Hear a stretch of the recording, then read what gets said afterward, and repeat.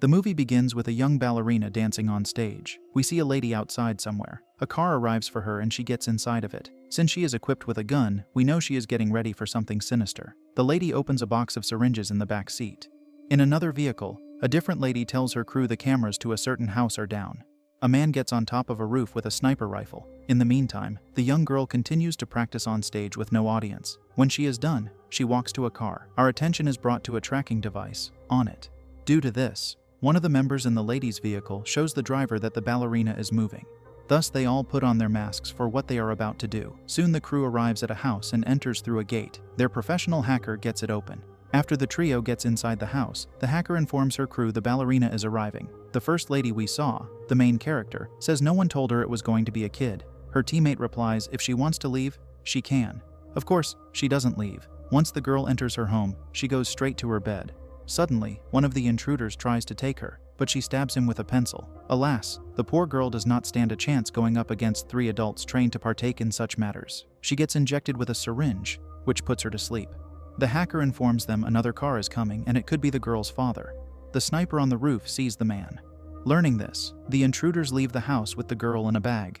As they walk outside, the lights turn on to make them visible. However, they get to their getaway van to ride away safely. The lady unzips the bag to check on the captured girl. The driver asks the hacker what her name is, because he seems to like her. This prompts one of the guys in the back to tell him to forget about names. He should know the rules. Regarding names, we do not know the names of any of these people. They keep riding until they stop at a big house. While they walk to it, a man stands near its entrance, not saying anything to them. He only says a few words to the one last in line. Those words are that they made good time. When they are all inside the house, we see it is their first time there.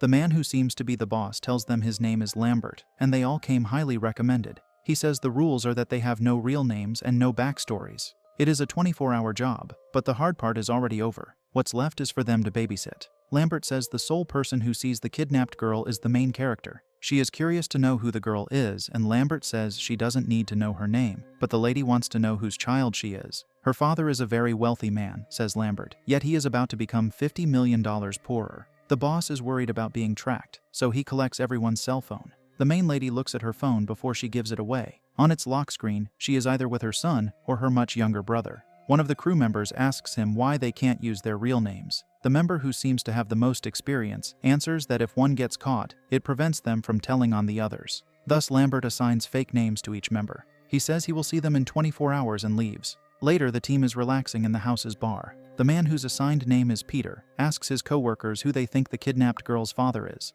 They all take their guesses. Soon the guy with the fake name, Dean, attempts to categorize each of his group members. Once he is done, the main character, who is now Joey, says he might be the least perceptive person she has ever met. According to her, he got nothing right about anyone. This prompts the experienced man, Frank, to present a $100 bill to Joey while saying he will give it to her if she can say one true thing about him. She says he used to be a policeman and takes the $100 without even asking if she's correct. Joey says that several things about Frank give him away. One of them used police hand signals back at the kidnapped girl's house. She also thinks he could have been a detective. Impressed with her inferential abilities, the other members ask her to read them too. So she does, and neither of them tell her she is wrong. Dean gets the worst reading with Joey telling him he's not a professional. When she is done, Frank gets some revenge on her by calling her a junkie, an accusation she does not deny. He was the only one to fire back at the perceptive lady. Directing himself toward Joey, Frank advises her never to mess with him. The next scene has her walking into the captured girl's room. The girl has a blindfold on and fearfully asks what is happening. She wants to know where she is and who just entered the room. Joey can't answer either of those concerns. Since the girl asks to have her blindfold removed, Joey covers her identity before she obeys the girl's wish. Joey informs her they are keeping the girl there until the latter's father pays them. The girl worries about if she will be hurt, but Joey assures her she won't be. She promises the girl she won't let anyone hurt her. The girl asks Joey if she has kids, and she says she has a little boy who is about the same age as the girl. The girl says her name is Abigail. She wants to call Joey's son Justin because Joey will not state his name. Abigail inquires about him, yet Joey says he's a normal kid. She does this to not give any information away. At this point, Abigail says her dad lost interest in having a child. She wants Joey to know they all made a mistake due to her father not caring about her. While Joey walks away, Abigail says she is sorry about what's going to happen to the former. Suddenly, the girl acquires a sinister vibe. It gets instantly contrasted by the partying vibe of the next scene. Joey joins Frank at the bar and asks him if he knows who Abigail's father is. He does not. Joey expresses worry that the girl implied her dad might be a violent man. Frank says it's a tactic the girl used out of fear. Following this, Frank decides to enter Abigail's room. Once he does, he realizes his face is not covered. Consequently, he panics prior to quickly covering his face. He points his gun at the poor girl and orders her to look away. He rudely asks her if she saw his face, making Abigail shake her head. The man is paranoid, asking her what color his eyes are. She tells him she did not see his face. Afterward, he asks who her dad is. She says the name Christophe Lazar, which seriously gets Frank's attention. When he rejoins his crew, he informs them he is leaving. The name of Abigail's father scared him that much. They all follow him to the front door and want to know what is going on. Frank says they are severely out of luck, because Abigail is Christophe Lazar's daughter. The hacker, Sammy, asks who he is.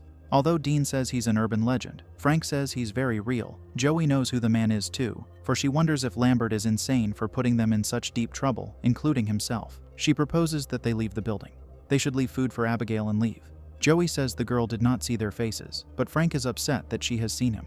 Joey tells him she was supposed to be the sole person in Abigail's room. Soon the crew decides they will stay. Frank instructs them to stay alert. Any threat could come from outside. He wants them to set a perimeter to hold.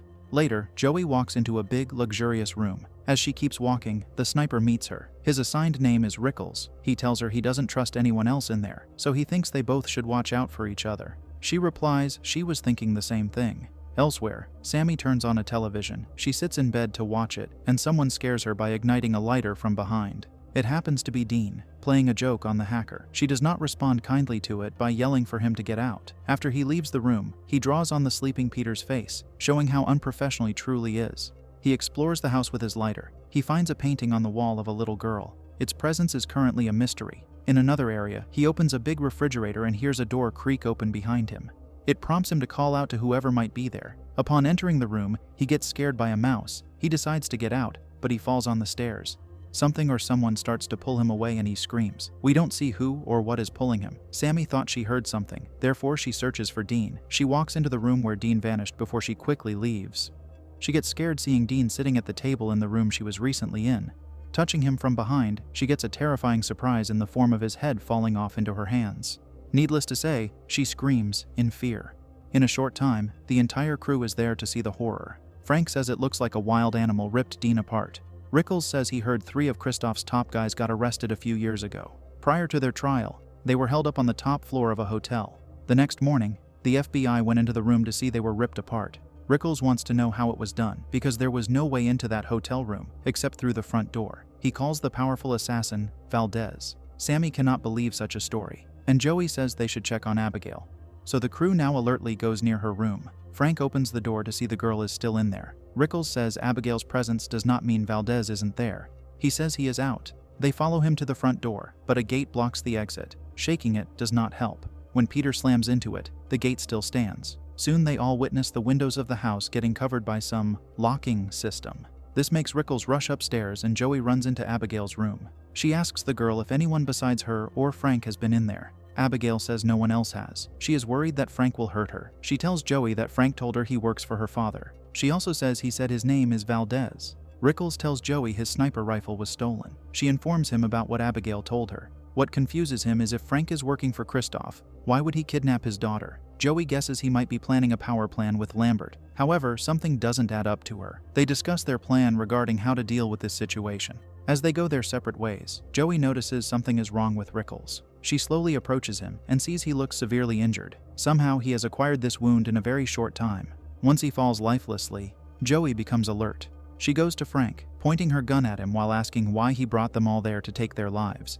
In response, he points his gun at her. Since he behaves confusedly, Joey says he is Valdez because Abigail told her. Frank says she allowed a little girl to get inside her head. Hearing this prompts Peter to run to the girl's room. He points his gun at the girl, but Joey gets there to stop him in time. Frank comes in to keep pointing his gun at Joey. As they all argue, Sammy notices Abigail escaping from her handcuffs. She opens her mouth to display sharp, grotesque teeth before she jumps on Peter. Frank shoots the girl off of him. Despite having a bullet wound in her forehead, Abigail sits up, terrifying everyone. This phenomenon goes against the common understanding of the mechanics of life. The girl gets up to start walking toward them, and Joey unloads her gun into Abigail, yet it does not stop her. Thus they exit the room, locking it behind them. Joey is flabbergasted that they kidnapped a vampire. She asks the team what they know about the creatures. Peter says he knows they aren't real. After they go over what they know about them from fiction, Frank tells Peter to sharpen sticks and tells Sammy to collect garlic. Joey tells him that taking Abigail's life is the stupidest thing they can do. They cannot lose their only bargaining chip. She wants to trade the girl to her father for their lives, but Frank doesn't want to do it. The three of them walk with sharpened sticks. Joey is not among them. They bravely open the door to Abigail's room, prepared to take her down. She isn't there though. Soon they hear the classical piece playing to which ballerinas usually dance. Therefore, they walk to its location. When they enter a room, they witness Abigail dancing to the music with a corpse. Sammy runs at her with the sharp stick, and Abigail brings her down. The garlic Sammy has does not affect the little vampire. She also pushes Frank away. Peter is the one who grabs her. Abigail rips his cross off to stab him with it many times. In his attempt to help, Frank gets impaled through his leg. Peter luckily survives his many stabbings due to his cross being small. They all leave the room alive, and a lot of profanity exits the mouth of Frank. He complains that nothing worked on Abigail. Joey says she has something that worked. It is the syringe that put Abigail to sleep back at her house. Frank thinks her sleeping was fake too. Joey cannot agree, because she checked the girl's breathing. It was slow. She says they should split up. Following this, each member is on their own, searching for the vampire. Except for Peter, he is taking it easy. Sammy gets scared by a bat flying her way. This causes her to fall into an unknown liquid. If that wasn't bad enough, she sees she is surrounded by many corpses. It results in her screaming. Once she escapes her unfortunate situation, she screams again upon turning back to look at all of them floating. Peter sees Abigail fast approaching him, and he runs in fear. He thinks he locked himself away from her, but she breaks through the door. So he continues to run. It's Frank who gets him in trouble by untimely opening a door to make Peter fall a good distance. Now Abigail chooses to target Frank. She uses her ballerina agility to draw closer to him until she pushes the man downstairs. She aggressively holds him to ask what color are her eyes, a remark that should remind him of what he previously asked her. At this moment, Joey tries to inject the vampire, yet she gets forcefully pushed away. Sammy tries to get the girl off Frank, only to get bitten by her. When Abigail starts to levitate, Peter jumps on her to bring her down. As he holds her to the floor, Joey injects her with the syringe. She spews vile profanity on all of them due to this. It doesn't take long for her to lose consciousness. Looking at the bite mark she received, Sammy wants to know what will happen to her. No one can say. In the next scene, Abigail wakes up in a cage. She pleads to be released and says she is scared. Joey tells her to stop acting along with saying Abigail is good at pretending to be a little girl. Joey asks the vampire to tell them how to leave this secured building. If she does, they will let her go. Alas, Abigail chooses not to play along. When Sammy asks if she will turn into a vampire, Abigail says she might. Frank tells the captive they wouldn't have taken her if they knew who her father was. Abigail asks if they wondered why she brought them all there. There was never any money, she adds. The vampire planned all of it. The crew learns Lambert works for her. Afterward, Abigail calls Sammy by her real name, Jessica. She shares with the group what Sammy's crimes are, and moves on to the others to do the same. What she reveals about the gang is much worse than what Joey revealed about them in the beginning. They learn Frank is the one who arrested 3 of Kristoff's top men. Abigail was forced to take their lives for it. He also changed his name and left his family to never see them again. Lastly, the truth about Joey comes out. She tried to take care of her son, but she abandoned him to his father, whom Abigail insults. Joey became a doctor for some shady people. She mistakenly took the life of an important person who worked for Abigail's dad. She did it while attempting to remove a bullet from him. Abigail says she never went back for her son. Joey is the one to talk back, asking the vampire how many of her father's enemies she has to destroy until he regains his love for her. Abigail proposes letting just one of them survive. It is the one who releases her from the cage. Since Peter wants to be the one to do it, Frank insults him for it. He knows it's a scam. However, Peter thinks it's worth trying. Joey warns him if he touches the door, she will give him a bullet. The man decides to test her words and gets shot. Soon the 2 ladies leave with Peter to tend to his wound. Frank is left alone with Abigail. As he walks away, she says she will tell him how to leave. He has to let her out once she does. He agrees to it, and she tells him about a secret door in the library. It has a bookshelf with a certain book on it, which she names. He directs himself toward the cage to make it clear he's not letting her out regardless of the deal they made, but she demonstrates unreal strength by pushing the metal off the cage and him with it. The vampire is about to take his life. Lucky for him, Joey enters the room to unleash sunlight from a window to instantly incinerate Abigail's hand. We watch how it starts to regrow. Now the gang occupies the library, where Frank frantically searches for the exit Abigail told him about. He finds the book she mentioned and pulls it down, thinking the bookshelf will move. It takes a few seconds for him to learn the girl played a mean joke on him. The anger he experiences is a record high from him. When they all calm down, Sammy asks if it's true that Joey left her son. Although Joey says it is, she also says she was planning on coming back for him. That is why she took this job. With the money, she wanted to start over. Sammy announces her idea that they need to find the building's power source so she can short-circuit it. Joey likes her idea and says they will split up into 2 teams. Peter goes with Sammy, while Frank goes with Joey. Soon Sammy sees her bite mark vanish and hears Abigail eerily whisper her name. The little vampire says Sammy is hers, thus she transforms into a vampire controlled by Abigail. The first thing Sammy does in her new form is bite Peter's neck to his demise. As Abigail dances like a ballerina, Sammy performs the same movements. Once the other 2 come to Sammy, she lies that Abigail took Peter's life. Joey tells her to approach them because she has her back turned to the duo. Sammy stands up, and Joey whispers to Frank that he run. He starts doing it only when he sees Sammy running toward them. Running with his leg injury is certainly tough. Sammy catches up to them in the library. Abigail talks through her, saying she always hated this room. It is where her father turned her into what she is. Sammy runs at them, prompting Joey to use a silver platter to reflect light at the new vampire. She explodes instantly, covering the duo with blood. Afterward, a bookshelf opens, and Joey thinks it's a trap. But Frank reasons what else are they going to do? Therefore, they enter the secret passage. During their walk through it, they hear a radio play at a distance. Walking into a security room, the duo sees Lambert sitting behind several monitors. He was observing them the whole time, and shows he is a vampire too. The man says he brought them there to offer a deal, yet Joey replies they aren't taking any. Lambert easily holds her against the wall by her neck, saying he wasn't talking to her. He tells Frank that Abigail turned him into a vampire 2 years ago. She found out Lambert helped Frank, so she threatened the former's family. Now all he does is bring her dad's enemies to this house for Abigail to assassinate. However, Lambert claims to be done with this job. He says they can lose their lives there, or help him destroy Abigail. If Frank helps him, Frank can have anything he wants. Lambert says Christoph is on his way to the house, and Lambert wants to take his life along with his daughters. He says they will take over the entire thing. Realizing he's in a hopeless position, Frank agrees to be bitten by Lambert. Soon he experiences his painful transformation into a vampire. Looking at Joey, Lambert tells Frank to meet his first victim. Frank impales him with a sharp stick instead, causing him to explode. It is his revenge for being set up. As a vampire, Frank says he feels great. He advises Joey to run. Abigail comes in and asks Frank if Lambert tried to convince him to take it all before Frank took his life. She runs at Frank, but he bites her. While this happens, Joey unlocks the coverings in the house prior to running away. Since she gets to a locked door, she thinks there is nothing else she can do. At this moment, she decides to call her son, Caleb, to leave him a message. She says she loves him very much and is very proud of him. He is the one good thing she did in her life. In a short time, Frank draws close to her. With his new strength, he breaks through the locked door to push her into the library. He throws her many feet onto an above platform and continues to deal with her there. Frank says he's going to make her his puppet, like Abigail did to Sammy. Afterward, he wants to control her to take the life of her son. Once he drops her to the floor, Abigail appears to catch her. The girl tells Joey she is too weak to destroy Frank alone. She wants Joey's help to take his life. If Joey can do this, Abigail says she will let her go. So they start fighting Frank. He hurts Abigail quite well and impales Joey's shoulder with a stick. When the ballerina gets up, Frank resumes his fight with her. As he bites her neck, she holds out her pinky to remind Joey of the promise the lady made to her. Now she lies helplessly on the floor. Moving along, Frank bites Joey too. He lays down the stick before he orders her to pick it up. Joey is seemingly under his control, for she listens to him.